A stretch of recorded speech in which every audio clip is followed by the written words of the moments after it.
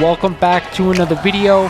This really popped when I saw it. That to me is a monster increase. Again, this book got hot. This book is ready to go higher. So let's jump right into it. We are back today with another statue review from Diamond Select Toys. Without further ado, let's get into the review.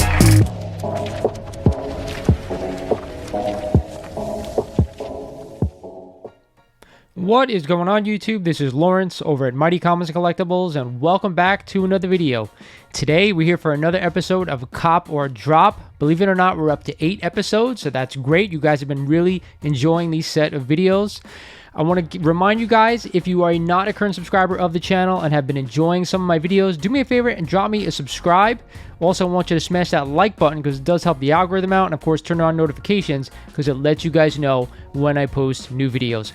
One other announcement, I am giving away the Diamond Select Toys Dark Phoenix statue. If you guys haven't checked out that video, I'm giving that statue away to one lucky member of the channel. But we're here for Cop or Drop. This is episode number 8, and I have some awesome books that I want you to buy this week, and I have one book I definitely want you to drop. If you guys are not familiar with this set of videos, I go over just that. I tell you guys one book that I'd be buying in this market. Sometimes there's more than that. And of course, one book that I'd definitely be selling or staying away from if you're thinking about selling. So with that said, let's jump right in here. We're going to start with the cop this week, and my cop for this week is none other than Daredevil number 131 and the first appearance of Bullseye. For anybody out there who's been watching my channel for the better part of 2 years, you know I have been all over this book, telling you guys to buy it. If you haven't bought it as of yet, it's now my cop for this week. I always talk about this book being, I want to own it in high grade, right? 8.0 or higher. The higher, the better. I think now with Daredevil going to show up in his own Disney Plus series, that's been confirmed already by Marvel, that this book is only going to heat up even more. Again, I know all things right now in the comic market are coming down, so if you get a little bit of a dip, I'd be all over this book. I want to own it. Like we always do in this video, guys, we're going to jump into the numbers, and I take an 8.5 copy of this book only because it had a more recent sale. So we're going to start at an 8.5. The 2020 average for this book was $195. You could have had this book cheap for a couple of years ago. The 2021 average was $329, so we did not get that double, which is not a good thing, but hey, I still want to own this one, guys. The 12-month rolling average was $471. This book really took a nice leap over the past year. The 90-day average is up to $525. And of course, the last sale down to $500 way back in April. So again, you might get a little bit of a dip in this book, but now, like I said, that Daredevil is confirmed to go on his own Disney Plus series. Supposed to be continuing over from where the Netflix series left off, but I'm sure Marvel's going to change some things. They're going to add some things. So this is definitely a book I want you guys to add before it's too late. Not only that, I really love this yellow cover. I think it's one of the best Daredevil covers there is outside of the early Silver Age. This is one of the top picks that I have when I went back to the Undervalued series that I did, when I went back to some of my, books that I send out every month to my members of the channel. I want to own this book, and it's still not too late for $500 for a nice high-grade copy. I'm all over this one. But guess what, guys? I have a bonus book for you guys this week that I'd also be adding on the news that Daredevil is coming back to Disney Plus. You ready? And of course, that is one of my favorite books of all time, Amazing Spider-Man number 50, the first appearance of the Kingpin. Now, we've all seen Kingpin before in that Netflix Daredevil series. He was awesome. I love what the character did. Vincent D'Onofrio, I think he took Kingpin to a whole new level that we never expected, and I think people love that side of the character. However, when the Hawkeye series came out and he was in that last couple of episodes, I did not like what they did with the character. But guess what? This is only the beginning of the storyline for the Kingpin. He's coming back. He's definitely going to be in that Daredevil show. I'm 100% positive of that. Who knows where he's going to appear next as well. He may appear in a Punisher's, series if they end up doing that. I'm hoping he shows up in a future Spider-Man film behind the scenes. I do not know about that, but he will be in the Daredevil show. So again, I'm going to take a 4.0 copy of this book. You guys know I like to stick to the 4.0 for the Silver Age keys. And a 2020 average for that book was $370. The 2021 average was $799. So for that one, we did get the double. I think on the Silver Age keys, getting that double is really important. And this is one of my faves. You guys know that. The 12-month rolling average for this book was $929, and the 90-day average was $984, and now the last sale is down to $920. I will say this, everything is coming back in, right? The way the market is going, everything is pulling back a little bit. I'm not sure how deep this correction is going to go, but I am taking this correction for what I'm calling it, a buying opportunity, right? If there are books out there that you guys want that you don't own yet in your collection and you think it's a good investment down the line, now's the time to pick up these books. I wouldn't be worried about it like, oh, am I overpaying right now? If you are a long-term collector, right? If you're going to hold these books for the next 10 to 15 to 20 years, I think you're going to be just fine. If you're looking to flip these books within a year, I'm kind of staying away from everything right now. I don't think doing that in this market is worth it. But I'd be all over this book. You guys know I've been talking about this one for quite a long time. A trifecta, right? Classic cover, first appearance of the Kingpin, and of course classic storyline, Spider-Man No More. So these are my cops for the week.